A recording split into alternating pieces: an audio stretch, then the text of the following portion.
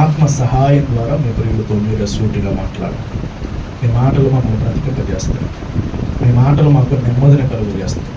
నీ మాటలు మమ్మల్ని హెచ్చరిస్తూ అంటే శక్తి కలిగిన మాటలు మీ ప్రియులకు తండ్రి అందిస్తూ ఉండగా ఎక్కడ కూడా నా స్వనీతిని ఆధారం చేసుకుంటాం.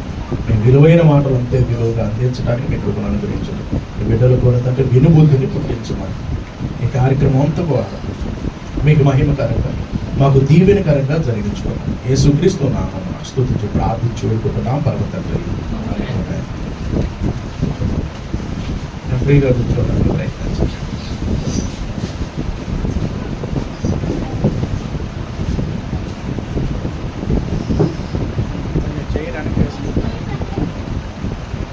ఓకే, చేరి వచ్చిన మీ అందరికీ ప్రభు అయిన క్రీస్తు పేరట నా శుభవందనాలు. అందరికీ వందనాలు. ఓకే, అందరూ ఏడే ఉన్నారు కదా, దేవునికి స్తోత్రం. ఈరోజు కొన్ని విలువైన విషయాలు మనం నేర్చుకోవడానికి ప్రయత్నిద్దాము. దేవుడు మన జీవితాల్లో అవకాశాలు ఇస్తూ నిలబెడుతూ ముందుకు నడిపిస్తూ ఉన్నాడు. గమనించండి, అంతకుముందు వారంలో ఒక విషయాన్ని మనం ఆలోచించాం. ఏం ఆలోచించాం చెప్పండి?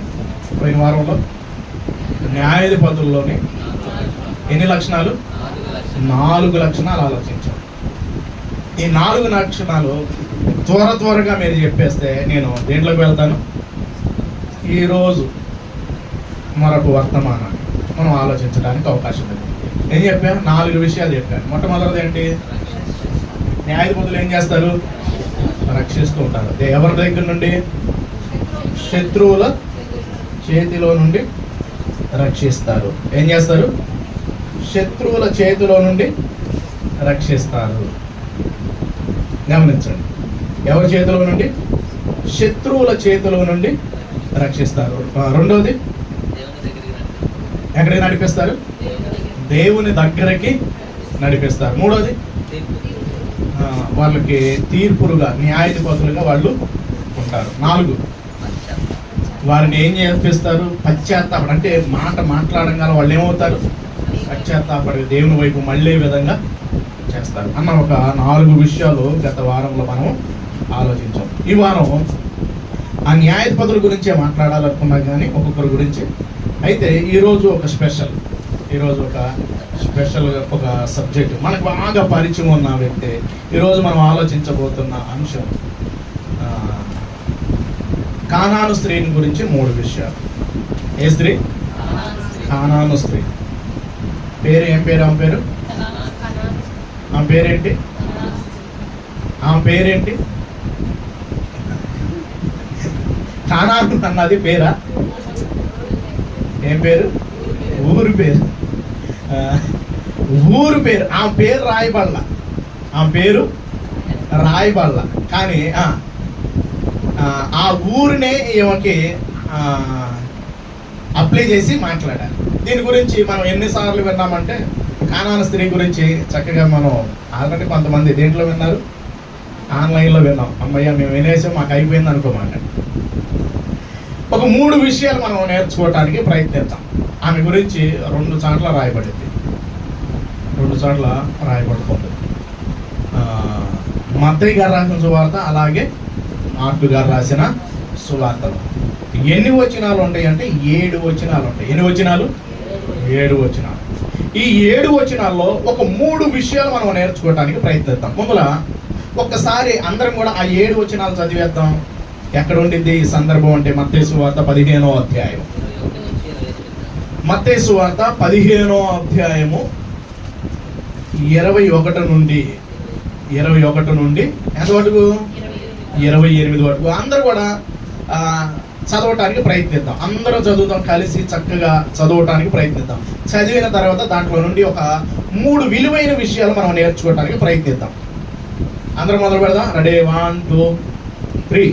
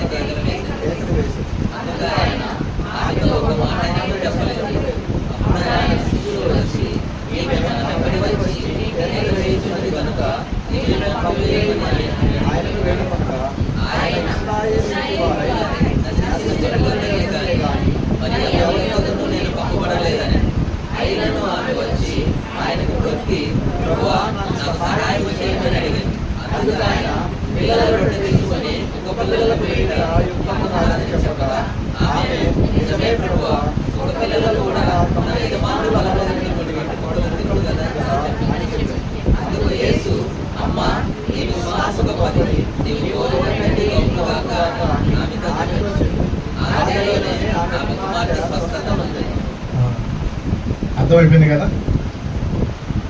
ఎంతసేపు చదివా? 5 నిమిషాలు చదివా, 3 నిమిషాలు. అర్థమైపోయిందా? కానాను స్త్రీ గురించి మనకు అర్థమైపోయింది. 3 పాయింట్లు, మీరు ఒక 3 పాయింట్లు తీసేసి, మనిషికి 3 పాయింట్లు తీసేసుకోండి, అయిపోయింది. ప్రార్థన చేసుకొని వెళ్ళిపోండి. ఓకేనా? గమనించండి, దీంట్లో ఒక 3 విషయాలు యేసుక్రీస్తు వారు మనం 21వ వచనం నుండి 28వ వచనం ఆయా ప్రదేశాలకు వెళుతూ ఉన్నాడు. దేనికి వెళుతున్నాడు చెప్పండి? దేనికి వెళ్తున్నాడు? సువార్త పనిలో వెళుతూ ఉన్నాడు. గమనించండి, ఆ క్రమంలో ఏ ఊరికి వెళ్ళాడు అంటే తూరు సీదోను అనే ఒక ప్రాంతానికి వెళుతూ ఉండగా ఆ ప్రాంతంలో ఒక స్త్రీ, కానాను ఒక స్త్రీ వచ్చింది. ఏమా? ఒక అన్యురాలు. ఎవరామా? చెప్పాలి, ఎవరామా? అన్యురాలు. ఈ అన్యురాలు వచ్చేసేసి ఆయన్ని మొట్టమొదటిగా మనం నేర్చుకోవాల్సిన విషయం ఏంటంటే ఆమె ఆయన్ని వేడుకుంటూ ఉంది. ఒక అవసరతతో వచ్చింది. ఆ అవసరత వచ్చిన వ్యక్తి ఏం చేస్తుంది? యేసుక్రీస్తు ప్రభువుని వేడుకుంటూ అడుగుతుంది, సహాయం చేయమని. ఏం చేస్తుంది? అడుగుతుంది. గమనించడం పిల్ల, ఆమె ఈ ఒక సమస్యతో వచ్చింది. ఆ సమస్యకు ఆయన్ని వేడుకుంటూ ఉన్న క్రమంలో ఏం జరుగుతుందో కొన్ని విషయాలు మనం జాగ్రత్తగా ఆలోచిస్తాం, ముందుకు అడుగులు పెడతాం. చూడండి, కానాను స్త్రీ ఒకటి వచ్చి, ప్రభువా, దావీదు కుమారుడా, నన్ను కరుణింపుము, నా కుమార్తె దయ్యము పట్టి బహు బాధపడుచున్నదని కేకలు వేసెను. అందుకైనా ఆమెతో ఒక్క మాట అయినను చెప్పలేదు. చూడండి, కేకలేస్తుంటే యేసుక్రీస్తు ప్రభువు పట్టించుకోలేదండి. ఇదేంటండి? యేసుక్రీస్తు ప్రభువులో మనం ఏం చూస్తాం చెప్పండి? ఏం చూస్తూ ఉంటాం? ఆయన ప్రేమను చూస్తాం, త్యాగం చూస్తూ ఉంటాం. అసలు వాళ్ళు రాగానే వారి అవసరతను గుర్తెరిగి వెంటనే చేయటం చూస్తూ ఉన్నాం. కానీ ఆమె ఏం చేస్తుంది? అడిగిందా లేదా? అడిగితే ఆయన ఒక్క మాట కూడా మాట్లాడలేదు. ఒకసారి ఆలోచించడం మొదలు పెట్టండి. చూడండి, ఇట్లా ఏమంటున్నారు, ఏం జరుగుతుంది? ఆమె వచ్చి కేకలు అంటే ఆమెలో ఒక లక్షణాన్ని మనం చూస్తున్నాం. ఆయన దగ్గరికి అవసరతతో వచ్చింది, ఆయన వేడుకుంటుంది. ఏమని వేడుకుంటుంది అంటే, నా కుమార్తెను స్వస్థపరచు అని చెప్పేసి వేడుకుంటాడు. అందుకు ఆయన 23 అందుకు ఆయన ఆమెతో ఒక్క మాట అయినను చెప్పలేదు. ఇప్పుడు ఆ పరిస్థితుల్లో మనం ఉంటే మన పరిస్థితి ఏం చేస్తాం చెప్పండి? ఒక్కసారి ప్రాక్టికల్గా ఆలోచించడం మొదలు పెట్టండి. వెళ్ళాం, అవసరంతో వెళ్ళాం ఆయన దగ్గరికి. ఆయన అందరూ స్వస్థపరుస్తూ ఉన్నాడు. ఆ స్వస్థపరుస్తున్న క్రమంలో వీళ్ళు కూడా వెళ్ళారు. వెళ్ళి అడిగినప్పుడు ఆయన ఒక్క మాట కూడా మాట్లాడకుండా వెళ్ళిపోతున్నాడు. ఇప్పుడు ఎలా ఉండేది మన పరిస్థితి? ఏమనుకుంటారు మీరు ప్రాక్టికల్? అసలు నమ్ముకొని వచ్చాను నేను ఇక్కడికి. వాళ్ళ మాట విని వీళ్ళ మాట ఇక్కడ దాకా వచ్చాను. ఏడుకు వచ్చే బదులు ఇంకో చాటుకు వెళ్ళినా బాగుంటుంది. ఇంకెంతమంది ఉన్నారు అక్కడ అంటే ప్రాక్టికల్ ఒకసారి ఆలోచించండి. ఇలాగ మనం ఆలోచిస్తాం. గమనించండి, ఇట్లా ఒకసారి యేసుక్రీస్తు ప్రభువు ఒక్క మాట కూడా మాట్లాడావు. పక్క బాధపడుతుంది, నా కుమార్తె బాధపడుతుంది అని చెప్పేసి వేడుకుంటుంటే పట్టించుకోకపోయేపాటికి ఇప్పుడు ఆయన ఎవరు మాట్లాడుతున్నారు చూడండి. అప్పుడు ఆయన శిష్యులు వచ్చి, ఈమె మన వెంబడి వచ్చి కేకలు వేయుచున్నది కనుక ఈమెను పంపివేయమని ఆయన వేడుకుంటున్నారు. ఎవరు వేడుకుంటున్నారు? ఇప్పుడు ఎవరు వేడుకుంటున్నారు? శిష్యులు వేడుకుంటున్నారు. ఏమని అంటే శిష్యులకు ఏం కలిగింది? జాలి కలిగింది, ఇబ్బంది కలిగింది. ఎందుకు ఆయన ఇబ్బంది పెడతావు? కొన్నిసార్లు చూడండి, మనం కూడా చెబుతూ ఉంటాం, పక్కన వాళ్ళ హృదయం కఠినంగా ఉంటుంది. ఇప్పుడు పక్కన వాళ్ళు వచ్చేసి ఎందుకయ్యా వదిలేసే అంటారు లేదా? పిల్లల్ని కొడతా ఉంటే వెయ్యి వాడుతూ ఉంటే పక్కన వాళ్ళు వచ్చేసి వదిలేసి, పక్కన వాళ్ళకి ఏం కలిగింది? వదిలేసి ఇంకో కొంతమంది గట్టిగా చెబుతా ఉంటారు. గమనించండి, వీళ్ళు కూడా ఆమె వచ్చి కేకలేస్తుంటే ఇప్పుడు శిష్యులు ఏమంటున్నారు? అయ్యా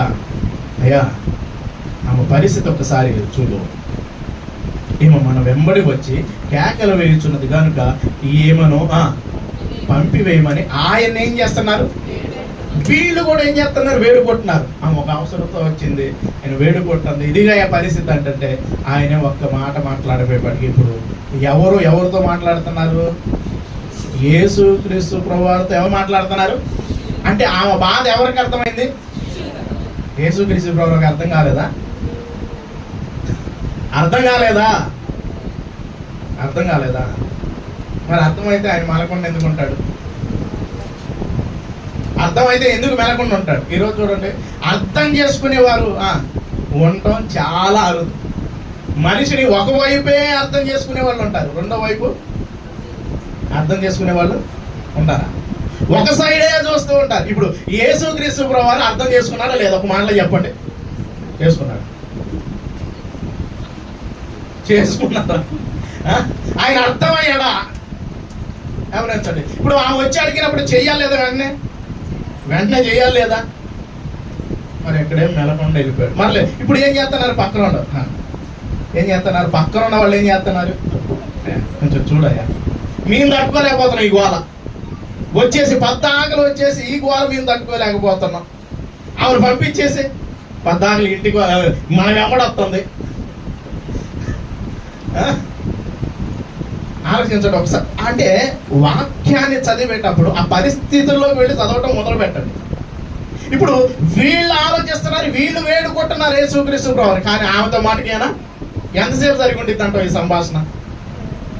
ఎంతసేపు జరిగి ఉండిద్ది? వెళ్ళిందాకంటారా? ఎంతసేపు జరిగి ఉండిద్ది?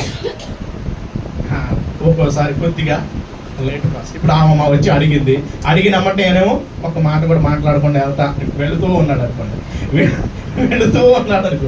ఇప్పుడు వీళ్ళు వచ్చేసి వింటున్నారు, వీళ్ళు చూస్తున్నారు, పక్కనే ఉన్నారు. ఈ ఉన్న క్రమంలో జరుగుతున్న మాట ఏంటంటే వీళ్ళు వచ్చి వేడుకోగలనే. ఇప్పుడు యేసుక్రీస్తు ప్రభువారు ఏం మాట్లాడుతున్నాడు? జాగ్రత్తగా ఆలోచించడం మొదలు పెట్టండి. 24 వచ్చిన ఆయన ఇశ్రాయేలు ఇంటి వారైనా ఇశ్రాయేలు ఇంటి వారే నశించిన గొర్రెల యొద్దకే గాని మరి ఎవరి యొద్దకు నేను పంపబడలేదు. యేసుక్రీస్తు ప్రభువారు అంటున్నారు. ఇప్పుడు ఏమెవరు? ఒక అన్యరాలు. ఇప్పుడు ఈ అన్యరాయిలు వచ్చేసి వేడుకొట్టు ఉన్న క్రమంలో ఆయనేమో ఒక మాట మాట్లాడలేదు. మరలా వచ్చి ఆమె వేడుకుంటూనే ఉంది, అడుగుతూనే ఉంది. ఈ అడుగుతున్న క్రమంలో శిష్యుల హృదయాలు కరిగి ఆయన వేడుకోగానే ఇప్పుడు యేసుక్రీస్తు ప్రభువారు మాట్లాడటం మొదలుపెట్టాడు. ఎవరు మాట్లాడడం మొదలుపెట్టాడు? యేసుక్రీస్తు ప్రభువారు మాట్లాడటం మొదలుపెట్టాడు. ఏమని మాట్లాడుతున్నాడంటే ఆయన ఇశ్రాయేలు ఇంటి వారైనా నశించిన గొర్రెల యొద్దకే గాని మరి ఎవరి యొద్దకు నేను పంపబడలేదు.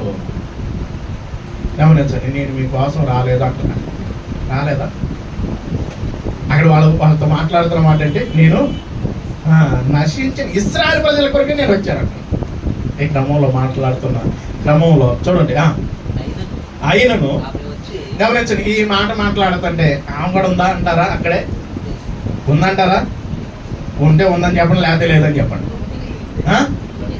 మాట్లాడుతున్న ఆమె కూడా అక్కడే ఉంది. ఇప్పుడు ఆమె ఏం చేస్తుంది? ఆయనను ఆమె వచ్చి ఆయనకు మొక్కి ప్రభువా మరలా ఏం చేస్తుందంటే సహాయం చేయమని అడుగుతుంది. ఇంకా ఆయన మొక్కుతూ ఉన్నాడు. ఇలా గమనించండి, ఒక సమస్యతో వచ్చింది. ఆ సమస్యతో వచ్చి ఏం చేస్తుందంటే ఆయన వేడుకుంటుంది. ఆ వేడుకుంటున్న క్రమంలో ఆయన ఎలా మాట్లాడుతున్నాడంటే మీకోసం నేను రాలేదమ్మా, ఒక్క మాట కూడా మాట్లాడలేం. ఒకసారి చూడండి, కొన్నిసార్లు మాట్లాడకపోతే ఆ భాష మాట్లాడట్లేదు, ఆయన ఏంటి ఎలాగుంటున్నాడు. కొన్ని పరిస్థితులు ఉంటాయి. ఇంకా చూడండి, మన ముఖాలైతే ఎంత అవుద్ది. కొన్ని సమస్యలు, కొన్ని పరిస్థితులు ఎదురవుతాయి. యేసుక్రీస్తు ప్రభువారు గమనించండి, ఈ సందర్భాన్ని చదువుతూ మార్తా మరి ఆ సహోదరుడు చనిపోయినప్పుడు, లాజరు చనిపోయినప్పుడు యేసుక్రీస్తు వెంటనే రావచ్చా లేదా? పక్కన గ్రామం కదా, ఇదేంటండి పక్కన ఉన్నవాడు కూడా రావట్లేదు, ఇంటి పక్కనే కదా, వచ్చి రావచ్చు కదా, దగ్గరలో ఉన్నాడు కదా అనుకుంటాం మనం అయితే. కానీ దేవుని మహిమ కొరకు ఆయన ఏం చేశాడు? 2 దినాలు. కొన్ని పరిస్థితులు మనం ఆలోచించడం అంటే మనం ఒక్క యాంగిల్లోనే మనం ఆలోచిస్తూ ఉంటాం, కానీ దాని వెనకమాల కొన్ని విషయాలు దాగి ఉంటాయి. గమనించండి, ఆ పరిస్థితులు ఎప్పుడు అర్థమైంది అంటే అనుభవాల్లోకి వచ్చినప్పుడే అర్థమవుతాయి. అనుభవం చాలా పాఠాలు నేర్పిద్ది. పెద్దవాళ్ళు అంటూ ఉండేవాడు చిన్నప్పుడు, ఏం చెబుతూ ఉండేవాళ్ళు అంటే, అరే ఇప్పుడు కనుక చదువుకోకపోతే రేపు నువ్వు ఏమంటారు తిప్పలు పడతావు. అది ఎప్పుడు అర్థమైంది? ఎప్పుడు అర్థమైంది? అది తిప్పలు పడేటప్పుడు అర్థమైంది. అంటే వాళ్ళు ఏం చెప్పారు? అనుభవం పాఠం చెబుతున్నారు. గమనించండి. అంటే అనుభవాలు పాఠాలు నేర్పుతాయి అంటారా? ఖచ్చితంగా నేర్పుతుంది. చూడండి పిల్లరా, ఈమె ఏం చేస్తుందంటే, ఈమెలో ఒక లక్షణాన్ని మనం చూడొచ్చు. ఆయనను పదే పదే ఏం చేస్తుందో తెలుసా? వేడుకుంటుంది, అడుగుతుంది, అయ్యా మాకు సహాయం చేయి, సహాయం చేయి. ఈరోజు మన జీవితాల్లో కూడా మనం కూడా గమనించవలసిన విషయం ఏంటంటే, వేడుకోవటం మనం నేర్చుకోవాలి పిల్లలు. కొన్నిసార్లు కొంతమంది పట్టించుకోరు. ఆ పట్టించుకోని క్రమంలో మనం ఏం చేయాలి?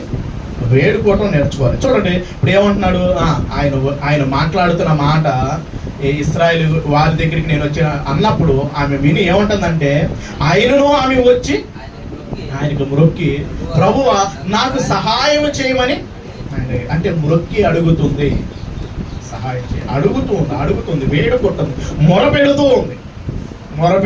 గమనించండి పిల్లలు. ఈ విధంగా మొరపెడుతున్న క్రమంలో ఆయన ఏం మాట్లాడుతున్నాడో చూడండి పిల్లలు. 26వ వచనం. అందుకు ఆయన పిల్లల రొట్టె తీసుకొని కుక్క పిల్లలకు వేయుట యుక్తము కాదని చెప్పగా ఏమంటున్నాడు అంటే, ఆమెతో డైరెక్ట్గా మాట్లాడుతున్నాడు. ఏమని మాట్లాడుతున్నాడు అంటే, పిల్లల రొట్టె తీసి ఎవరికి వేయుట? కుక్క పిల్లలకు వేయుట యుక్తం కాదు. కుక్క అంటున్నాడు, కుక్క పిల్లలు అంటున్నారు. ఇప్పుడు మనలో గట్టిగా ఒక మాట తిట్టంగానే, ఒక మాట అనగానే, పాస్టర్ గారు నన్నంతా మాట అంటారు లేదా?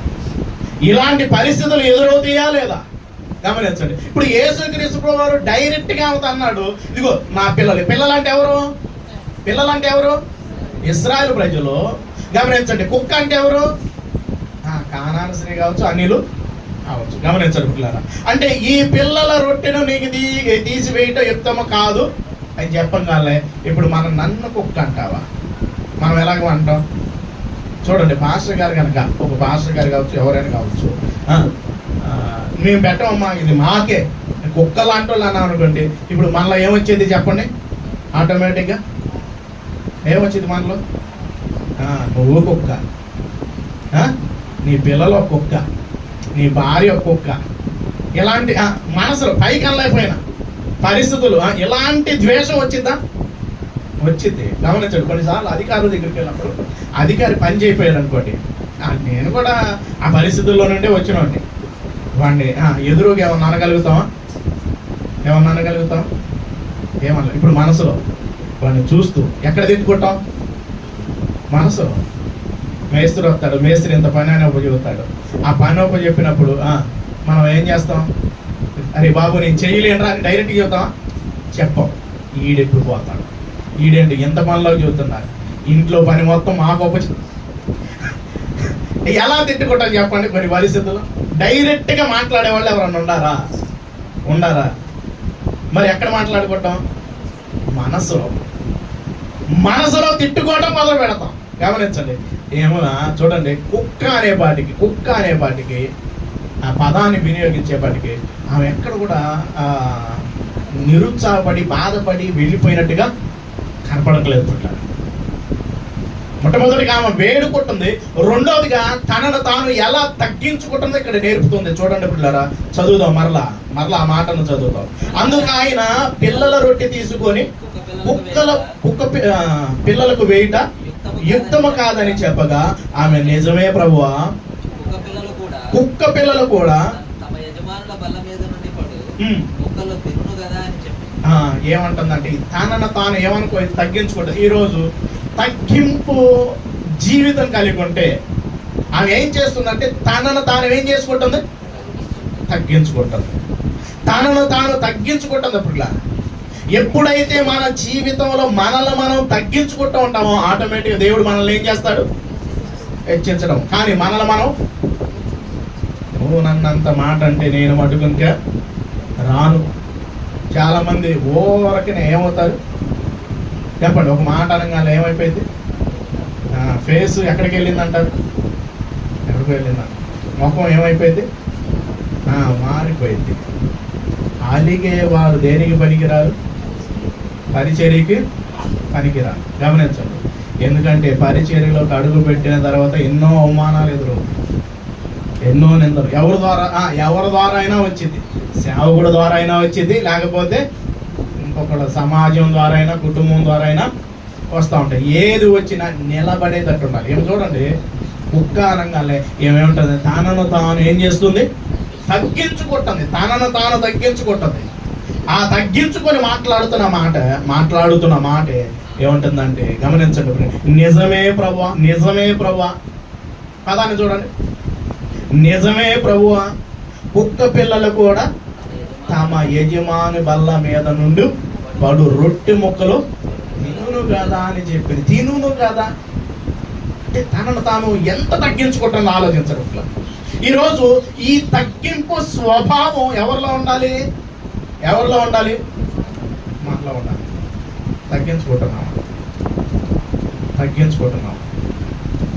గమనించండి పిల్లలు, మనల్ని మనం తగ్గించుకుంటా ఉంటుంటే దేవుడు ఆటోమేటిక్ మనల్ని ఏం చేస్తాడు? హెచ్చించడం మొదలు పెడతాడు. కాదు నేనే అని చెప్పేసి అంటుంటే మనల్ని ఏం చేస్తాడు? పక్కన పెట్టేస్తాం. ఈరోజు మన భక్తి జీవితంలో ముందుకు అడుగులు వేస్తున్న క్రమంలో మనల్ని మనం తగ్గించుకునే వారిగా ఉంటున్నామా? గమనించడం పిల్లరా, దేవుడు తగిన సమయం అందు. చూడండి ఒక మాటను పేతురు గారు రాసిన పత్రికలో ఒక మాట అంటాడు. పేతురు గారు రాసిన మొదటి పత్రిక 5వ అధ్యాయంలో ఏమంటాడంటే 6వ వచనంలో, దేవుడు తగిన సమయం అందు మిమ్మలను హెచ్చించినట్లు ఆయన బలిష్టమైన చేతి కింద దీన మనసుకులై ఉండండి. దేవుడు ఏ సమయం అంట? తగిన సమయం. అంటే దేవుడు ఒక సమయాన మన జీవితాన్ని ఏం చేస్తాడు? హెచ్చిస్తాడు. మనం ఏం చేయాలి? అప్పుడు వరకు ఆయన చేతి కింద ఎలా ఉండాలి? దీన మనసుకులై ఉండాలి.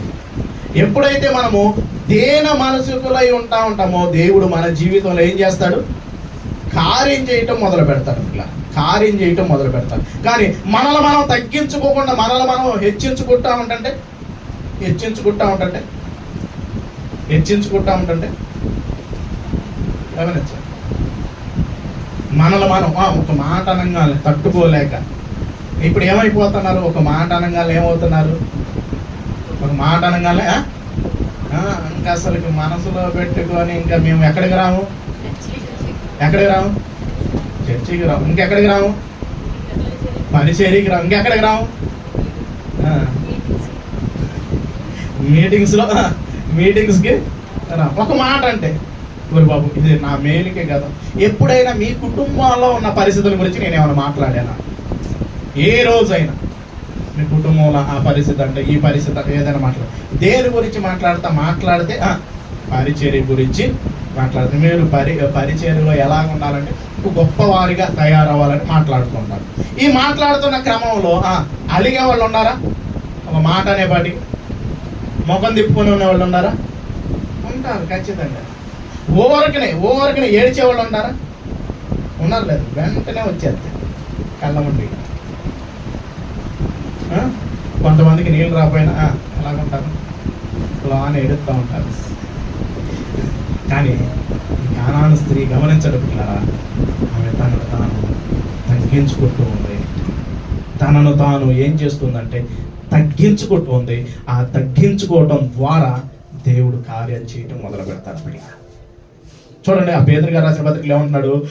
దేవుడు తగిన సమయం అందు మిమ్మల్ని హెచ్చించినట్లు ఆయన బలిష్టమైన చేతి కింద దీన మనసుకులు. గమనించండి పిల్లరా, మనల్ని మనం కనుక తగ్గించుకుంటూ ముందుకు అడుగులు వేస్తున్న క్రమంలో దేవుడు ఒక సమయంలో ఏం చేస్తాడంటే జీవితాన్ని ఏం చేస్తాడు?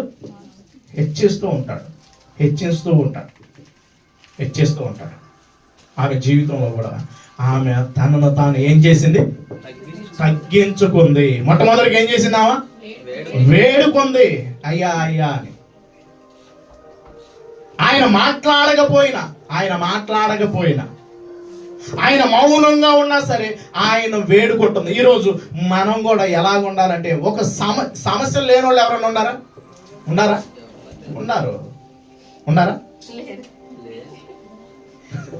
సమస్యలు లేని వాళ్ళు అందరు కూడా ప్రభు దగ్గరికి ఎలా వస్తున్నాం? సమస్య. గమనించండి, ఒక్కొక్కడు ఒక్కొక్క సమస్య ఉండదు. ఈ సమస్యతో వచ్చిన మనము ఏం చేయాలి చెప్పండి?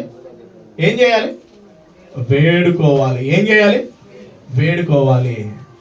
సమస్యతో వచ్చిన ప్రతి ఒక్కరు ఏం చేయాలి? వేడుకోవాలి. చూడండి, కొంతమంది కొంతకాలం ఏదన్నా అంశాన్ని ఇచ్చామనుకోండి, కొంతకాలం ప్రార్థిస్తారు, తర్వాత ఏం చేస్తారు?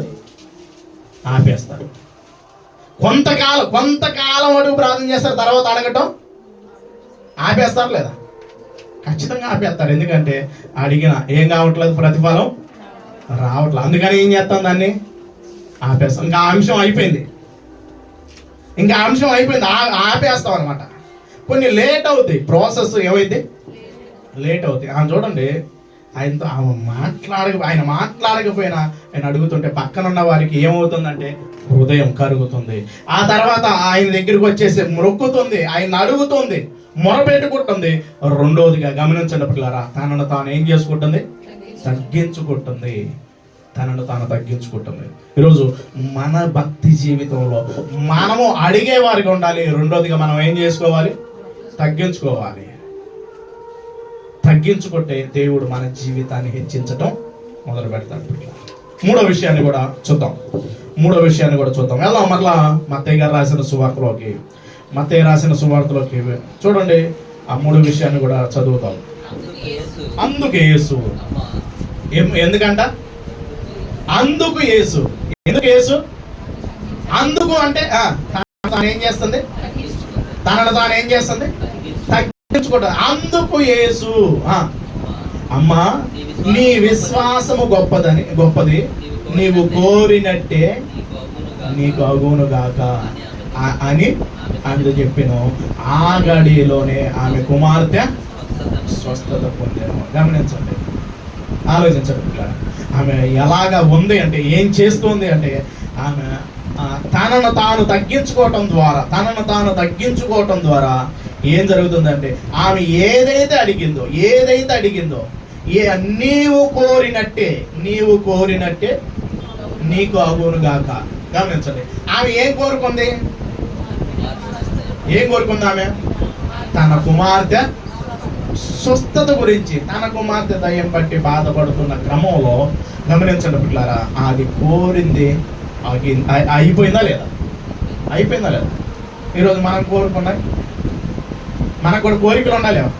కోరికలు లేవు అన్నవాళ్ళు చేతులు ఎత్తండి. మీ అందరికీ కోరికలు లేవా? ఎవరికి ఒక కోరిక కూడా లేదా? ఏమి లేవా? ఏంటంటే కోరికలు ఉన్నాయా లేవా? మరి ఉన్నాయి అని చెప్పండి, లేకపోతే లేవు అని చెప్పండి. మాకు అసలుకి ఎంతవరకు ఏ కోరిక లేదండి. వారం రోజు ఒక కోరిక ఉండేది కదా మనకి. ఉండిద్దా లేదా? చచ్చిపోతున్నవాడు కూడా నీ కోరిక ఏంటంటే, మనకు కోరికలు లేని వాళ్ళు ఎవరు లేరు. గమనించండి, ఇప్పుడు ప్రతి వారికి కోరిక ఉండేది. ఆ కోరికను నెరవేర్చుకోవాలంటే మనం ఎలాగా ఉండాలి అంటే, దేవుని చిత్తాన్ని మనము జరిగించేవారిగా ఉండాలి. ఈరోజు ఏమో ఒక సమస్యతో వచ్చింది, ఆ సమస్యకి పరిష్కారం పొందుకుంటుంది. ఈరోజు ఈమె జీవితాన్ని చూస్తూ మన జీవితానికి కనుక అప్లై చేసుకుంటే మనకు కూడా సమస్యలు ఉన్నాయా లేవా? మనకు కూడా ఎన్నో సమస్యలు ఉన్నాయా లేవా? ఆ సమస్యతో వచ్చిన ఆ సమస్యతోనే మళ్ళీ ఇంటికి వెళ్ళిపోలేదు. ఆ సమస్యకి పరిష్కారం వెతుక్కుంది యేసుక్రీస్తు ప్రభువు దగ్గర. ఆ సమస్యకి పరిష్కారం పొందుకోవటం కోసం ఆమె ఏం చేస్తుందంటే వేడుకుంటూ ఉంది. ఈరోజు మన భక్తి జీవితంలో కనుక వేడుకుంటూ ఉంటే, మొరపెడుతూ ఉన్నప్పుడు దేవుడు ఖచ్చితంగా ఒక తగిన సమయాన మన జీవితాన్ని ఏం చేస్తాడు? హెచ్చించడం మొదలు పెడతాడు. ఈరోజు అనేకమైన సమస్యల్లో మనం ఉన్నాము. ఈ సమస్యలన్నీ ఎవరి మీద వేయాలి? దేవుని మీద వేసి మనం ఏం చేయాలి? ఆయనకు మొరపెట్టడమే. గమనించండి, ఎప్పుడైతే మనం మొరపెడుతూ ఉంటామో, ఎప్పుడైతే ఆయన అడుగుతూ ఉంటామో, గమనించండి, అడుగుతూ ఉంటే ఆయన ఖచ్చితంగా ఏం చేస్తాడు? సహాయం చేస్తాడు. అందుకనే అన్యాయాధిపతి అయినా ఎవరి గురించి చెబుతాడు? న్యాయాధిపతి. ఆమె కూడా ఏం చేసింది? మాటికి పేరులోనే ఏముంది? అన్యాయాధిపతి అయినా, అన్యాయస్తుడైనా అన్యాయస్తుడైన న్యాయాధిపతి ఆయన దగ్గరకు వచ్చి పదే పదే పదే పదే అడిగితే తన మనసులో ఏమనుకున్నాడు? మేము ఖచ్చితంగా న్యాయం తీర్చాలి. లోకసువార్త 18వ అధ్యాయంలో కనబడుతుంటుంది, గమనించడం ఇట్లా. ఇప్పుడు ఒక అన్యాయస్తుడైన న్యాయాధిపతి యొక్క హృదయమే కరిగిందంటే ప్రభు హృదయం కరగదంటారా? కరగదా? ఖచ్చితంగా కరిగింది, ఖచ్చితంగా కరిగిద్ది. కానీ మనం వేడుకునే వారిగా ఉండాలి, ఎప్పుడు మొరపెట్టే విధంగా ఉండాలి, ఎప్పుడు ఆ ప్రతిఫలం పొందుకునే విధంగా ఒక విశ్వాసంతో దేవుడు మా జీవితాల్లో కారి. చూడండి పిల్లలు, ఎంతో మంది వస్తున్నారు, స్వస్థత పొందుకుంటున్నారు, వెళ్ళిపోతున్నారు. ఈరోజు మన భక్తి జీవితంలో కొన్ని అవసరాలతో మనం వస్తున్నాము. ఏంటి అవసరం? మన అవసరాలు ఏంటంటే ఇక్కడ ఉన్న అవసరాలన్నిటి గురించి జీవితం. చూడండి, నన్ను అడిగితే ఏంటమ్మా ఏం ప్రార్థన చేయాలంటే ఒక్కొక్కడు ఒక్కొక్క అవసరాన్ని జీవితారు, ఒక్కొక్కడు ఒక అవసరాన్ని జీవితూ ఉంటారు. కొంతమంది అడిగేది దేని కొరకు అడుగుతారంటే భక్తి జీవితం కొరకు అడిగేది. ఎంతమంది అడుగుతారంటే కొంతమంది. దేని గురించి అడిగేది? మరి భక్తి జీవితంలో మేము బాగా ఆత్మీయంగా ముందుకు అడుగులు వేయాలి, ఈ పరిస్థితుల గురించి అడిగేది చాలా కొంతమంది. మరి మీరు దేని కొరకు అడుగుతూ ఉంటారు? దేని కొరకు అడుగుతూ ఉంటారు? అసలు ఎన్నిటి కొరకు అడుగుతారు అంటే చాలా విషయాలు అడుగుతారు, చాలా విషయాలు. కానీ గమనించండి, అడగవలసిన వాటిని మనం అడగటం నేర్చుకోవాలి. అడగవలసిన వాటిని మనం అడగటం నేర్చుకుంటే దేవుడు ఖచ్చితంగా సహాయం చేయటం మొదలు పెడతాడు. మనం అడగవలసిన వాటిని అడగకుండా దేన్ని అడుగుతున్నామో తెలుసా? వేటి కోసం వెతుకుతున్నామో తెలుసా? వేటి కొరకు మనము ముందుకు అడుగులు వేస్తున్నామో తెలుసా? గమనించడం ప్రకారం మనం అడగవలసిన వాటిని అడగకుండా లోక సంబంధమైన వాటిని అన్నిటినీ అడుగుతూ ఉంటాం. కానీ పిల్లరా, మన జీవితాల్లో కూడా సమస్యలు ఉంటాయి, పరిస్థితులు ఉంటాయి. ఆ పరిస్థితులు బట్టి మనము ఆగిపోక, ఆ సమస్యల బట్టి కృంగిపోక, సిగ్గుపడక మనం గనక ప్రభువును అడిగితే దేవుడు ఖచ్చితంగా దయచేయడానికి సిద్ధంగా ఉంటాడు. ఎప్పుడు అంటే మనం అనుకున్నప్పుడు కాదు. ఎందుకంటే మన ఆలోచనలు వేరు, దేవుని ఆలోచనలు వేరు. మనం అనుకుంటాం ఇప్పుడే జరగాలి. కొంతమంది పరిస్థితి అయితే ఇగో ఈ 3 వారాల్లో అయిపోవాలి. ఎన్ని వారాల్లో? 3 వారాల్లో పని అయిపోవాలి. కొంతమందికి 7 వారాల్లో పని అయిపోవాలి.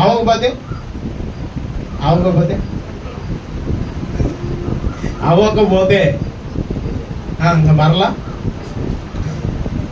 పెట్టుకుంటారా? కొంతమంది పెట్టుకోరు. కొంతమంది అయితే మరలా ఏం చేస్తారు? మరలా 7 వారం, మరలా అది అవ్వకపోతే గమనించండి, ఇలాగా అవుతున్నాడు. ఎందుకంటే దేవుడికి ఎప్పుడు ఎవరికి ఏమి ఇవ్వాలో ఆయనకి తెలుసాలే, ఖచ్చితంగా తెలుసు. అయితే ఆ సమయం మటుకు మనం ఏం చేయాలంటే ఎదురు చూస్తూ ఉండాలి. ఎలాగ ఉండాలి ప్రియులారా? చెప్పాలి, ఎలాగ ఉండాలి? మనం ఎదురు చూస్తూ ఉండాలి. అంటే ఈమె జీవితం తన ఒక సమస్యతో వచ్చింది, ఆ సమస్యకు పరిష్కారం పొందుకుంది. ఈరోజు మనకి కూడా ఒక సమస్య ఉంది. దాంట్లో నుండి పౌలు గారు ఒక మాట మాట్లాడతాడు. ఏమని మాట్లాడతాడంటే గమనించండి, తన ఇట్టి మరణముకు లోనగు శరీరము నుండి ఎవడు నన్ను విడిపింపగల. అంటే ఆయన శరీరం ఏం చేస్తుందో తెలుసా? చెయ్యవలసినది చెయ్యనీయకుండా చేస్తుంది. ఆయన వేడుకుంటూ ఉంటాడు. గమనించండి, నాకు ఇది తీసేయు వారు వేడుకుంటూ ఉంటారు. గమనించండి, ఒక 3 విషయాల్లో మన జీవితం కనుక మనము కనుక ఈ 2 విషయాలు కనుక నమ్మకం ఉంటే మన జీవితంలో దేవుడు కార్యాన్ని జరిగించడం మొదలు పెడతారు. మనం ఏం చేయాలంటే దేవుని సన్నిధికి వచ్చి పదే మనం ఏం చేయాలి? అడగటం మొదలు పెట్టాలి. ఆ క్రమంలో దేవుడు కొన్నిసార్లు వెంటనే ఏం చేయడు?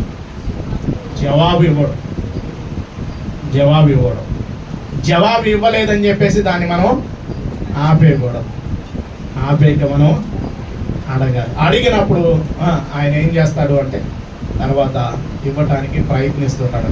మన విశ్వాసం మనల్ని కనుక మనం తగ్గించుకొని ముందుకు చూడండి, ఆ మాటను ఒక మాటను మనం ఆలోచించగలిగితే ఆమెతో ఏం గమనించాడో ఆయన 28వ వచనంలో చూద్దాం. అందుకు యేసు, అమ్మ నీవు నీ విశ్వాసము గొప్పది. ఎలా చూస్తున్నామా? తనను తాను తగ్గించుకొని ఎలా చూస్తుంది తెలుసా? విశ్వాసం. ఖచ్చితంగా నేను దగ్గరికి వస్తే అయింది. మనలో ఏముండదు, మనలో ఏముండదు అంటే విశ్వాసంలో ఏముండట్లా, విశ్వాసంలో ఏముండట్లా, విశ్వాసం ఉండట్లా, విశ్వాసంలో ఏముండట్లా, విశ్వాసం ఉండట్లేదు. విశ్వాసంలో ఏముండట్లా, విశ్వాసం ఉండట్లా. కానీ యేసుక్రీస్తు ప్రభువు ఆమె గమనించారు. కొన్నిసార్లు మనల్ని గమనించి కొంత పరీక్షిస్తూ ఉంటారు. ఆ పరీక్షించినప్పుడు కొంతమంది ఓర్చుకోలేక ఇదేంటి ఎంతకాలం మమ్మల్ని పట్టించుకోవట్లేదు అనుకుంటారు. కానీ అందరినీ పట్టించుకునేవాడు ఒక ఆయన ఉన్నాడా లేదా? ఆయనే దేవుడు. మనుషులు పట్టించుకోకపోయినా ఎవరు పట్టించుకుంటాడు? దేవుడు పట్టించుకుంటాడు. గమనించండి, ఆమె జీవితంలో ఆమెను ఆయన పట్టించుకొని ఆమెతో మాట్లాడుతున్న మాట, నీ విశ్వాసము గొప్పది, నీవు కోరినట్టే నీకు అగునుగాక. కోరినట్టే అగునుగాక. ఆమె ఏ కోరికతో వచ్చిందంటే స్వస్థత కొరకు వచ్చింది. ఈరోజు మన జీవితాల్లో కూడా కొన్ని పరిస్థితులతో మనం ఇక్కడ అడుగుపెట్టిన మన జీవితంలో దేవునికి కనుక సమర్పించేసి దేవుని సన్నిధిలో మొరపెట్టి మనల్ని మనం తగ్గించుకొని విశ్వాసముతో ఎదురు చూస్తే దేవుడు ఖచ్చితంగా మన జీవితంలో ఏం చేస్తాడు? కార్యాన్ని జరిగిస్తాడు. కార్యం కావాలా లేదా? దేవుడు మన జీవితంలో కార్యాలు జరిగించాలి లేదా? అది జరగాలి. ఇహపర సంబంధమైన కార్యాలు కావాలి మనకి. ఈ భూమి మీద మాత్రమే కాదు కానీ మరొక ఆశతో మనం రావాలి. ఏంటి ఆశ అంటే? గమనించండి, మన ఆశ ఏమై ఉండాలి? మనము దేని కొరకు ఆశపడాలి? భక్తుడు ఒక ఆశతో ఉన్నాడు. ఒక మాట చూపించేసి చేస్తాను. చూడండి, హెబ్రీయులకు రాసిన పత్రికలో ఆయన ఎలాగ ఆశపడుతున్నాడో కొన్ని విషయాలు. 11వ అధ్యాయం 11వ అధ్యాయం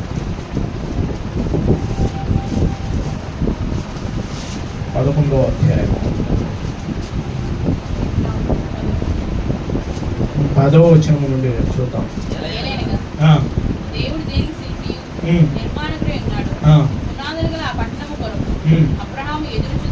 అబ్రహాం గారు ఏం చేస్తున్నాడంట? ఎదురు చూస్తున్నాడు. అనగా దేవుడు దేనికి శిల్పియు నిర్మాణకుడు అయి ఉన్నాడో పునాదులు గల పట్టణం కొరకు అబ్రహాము ఎదురు చూస్తూ ఉన్నాడు. ఏం చేస్తున్నాడంట? ఎదురు చూస్తూ ఉన్నాడు. మళ్ళీ 14 వచ్చిన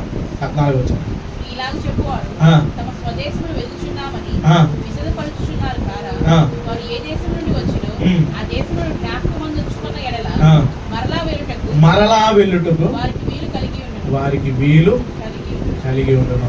అయితే వారు మరి శ్రేష్టమైన దేశం అనగా పరలోక సంబంధమైన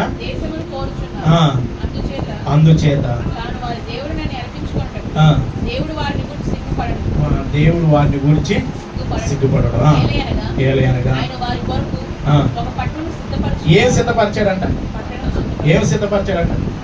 ఒక పట్టణాన్ని సిద్ధపరిచాడంట. మనం కూడా వేడుకోవాలయ్యా, మేము స్థిరంగా ఆ పట్టణానికి చేరుకునే వారిగా మనం ఏం చేయాలి అంటే దేవుని చిత్తాన్ని జరిగిస్తూ మనల్ని మనం తగ్గించుకొని వేడుకుంటూ మనం ముందుకు అడుగులు వేస్తే, విశ్వాసంతో ముందుకు అడుగులు వేస్తూ ఉంటుంటే దేవుడు మన జీవితాల్లో కూడా గొప్ప కార్యాలు జరిగిస్తే ఇక్కడే కాదు కానీ దేవుడు అక్కడ వరకు మనం ఎదురు చూస్తూ ముందుకు అడుగులు వేయాలి. ఇక్కడ కనుక మనల్ని మనం తగ్గించుకోకుండా మనం దేవునికి మొరపెట్టకుండా మన జీవితాన్ని హెచ్చించుకుంటూ కనుక ముందుకు అడుగులు వేసాము అంటే దేవుడు మన జీవితాలు ఏం జరిగించడం?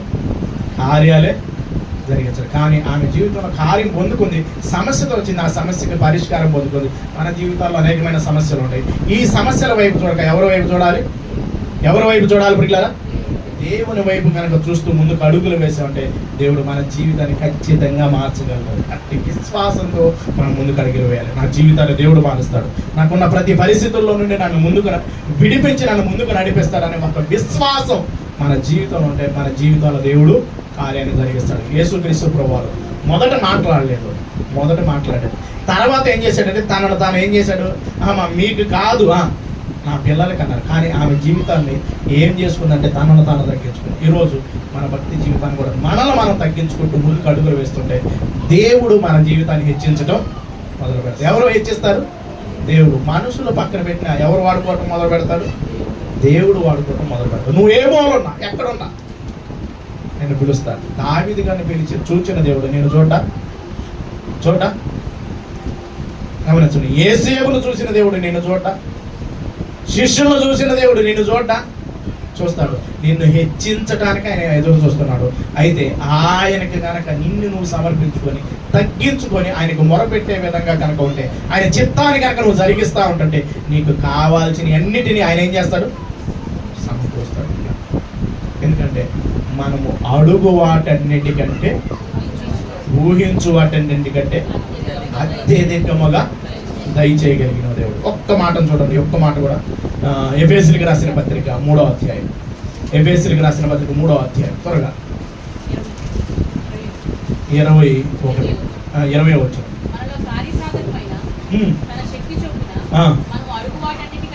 మనము అడుగు వాటన్నిటికంటేను ఊహించు వాటన్నిటికంటేను అత్యధికముగా చేయు శక్తి గల దేవునికి